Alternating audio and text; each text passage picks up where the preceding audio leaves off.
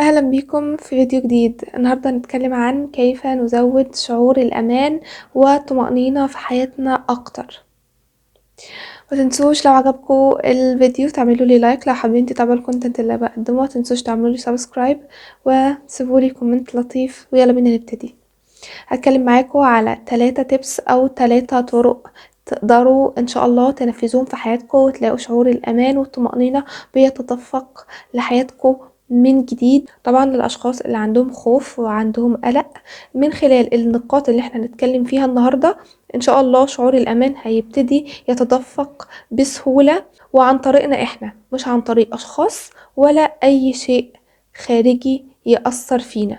يلا بينا نبتدي بأول نقطة، السيف سيركل أو دايرة الأمان. دايرة الأمان شغلانتها الأساسية إنها تحمينا من أي مؤثر خارجي أو حتى يصد ويتصدى ويترصد لشعور القلق أو شعور الخوف اللي هيجي يهجم علينا في الوقت ده.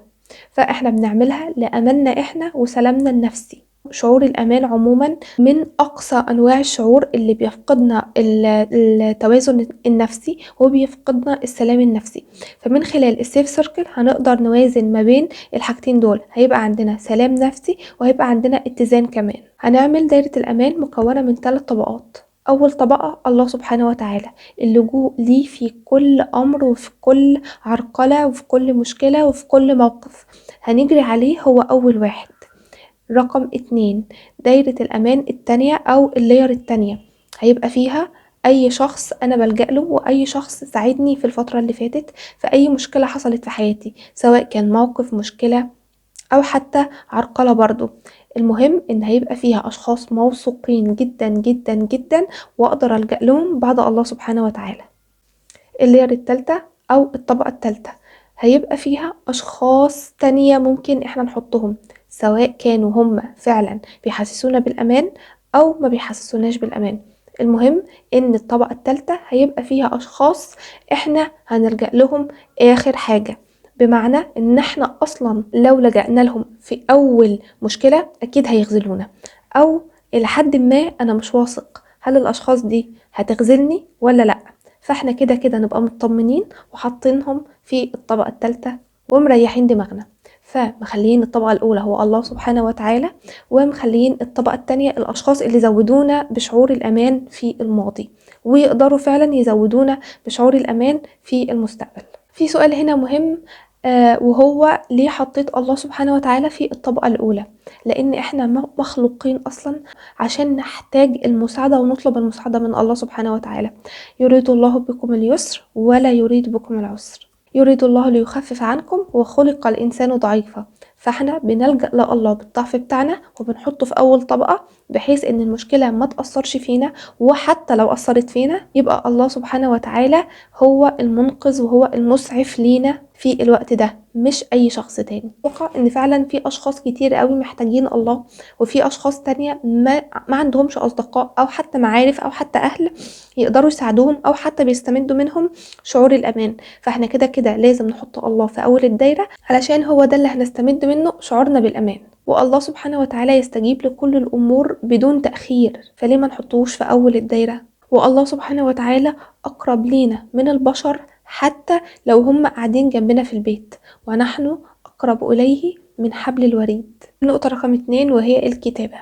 كتابة كل موقف أو مشكلة أو شيء معرقل حصل لي في الماضي على ورقة، واكتب مين اللي ساعدني، واكتب الوقت بتاع المشكلة، كانت يوم أو يومين أو 3 أيام أو حتى أسبوع، واكتب كمان إن المشكلة اتحلت، واحط الورقة كده قدامي وافضل كل شوية أبص لها وأشوف إن كل المشاكل اللي حصلت جت قلقتني وجت خوفتني وجت استمدت وخدت مني شعور الأمان، هي في الآخر اتحلت وخدت تاني واسترديت شعوري بالأمان. وياريت نبطل ندم على كل مشكلة حصلت في الماضي أنا ما اتخذتش فيها قرار والمشكلة استمدت مني شعوري بالأمان وادتني شعور له علاقة بالقلق والاضطراب وعدم الاتزان النفسي. نحاول نهدى، ما نجلدش ذاتنا، وكده كده كل المشاكل ليها حل.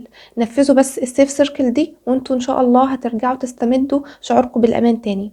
وكمان عن طريق الكتابة هتحسوا ان الله سبحانه وتعالى هو اللي حللكم المشاكل.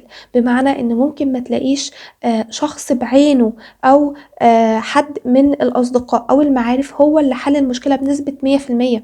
ده انت هتلاقي الوقت كان كفيل يساعدك، الله سبحانه وتعالى كان كفيل يساعدك، وممكن نيتك في مواقف هي اللي ادتك المساعدة في المشكلة دي. فعشان كده التخفيف هنا والرأفة بالنفس مهمين جدا. النقطة رقم 3، عن طريق الشحن من الله سبحانه وتعالى. النقطة دي أنا أخدتها من دكتور أحمد عمارة، كان شرحها في فيديو من فيديوهاته، بصراحة مش فاكرة أنهي فيديو، بس من الطرق اللي عجبتني اللي أنا عاوزاكم تنفذوها، لأن أنا نفذتها ولقيت منها نتيجة كويسة جدا. فهنقعد في مكان خالي من الناس، عن طريق ان احنا نتنفس بعمق ونتخيل نور نازل من عند الله من السماء، نازل علينا بيشحننا بمصدر الأمان، ونعتقد ان الله سبحانه وتعالى هو مصدر الأمان الوحيد في العالم، ونبتدي نتنفس عن طريق النور ونشحن جسمنا ونشحن خلايا جسدنا ونشحن الفكر ونشحن الثقة بتاعتنا بالأمان، عن طريق ان الله سبحانه وتعالى هو مصدر الأمان في العالم، ومفيش أي مصدر للأمان دونه، لا أهل لا أصحاب ولا أي حد. الله سبحانه وتعالى هو مصدر الأمان والسلام والاتزان اللي نقدر ناخده الوحيد في العالم.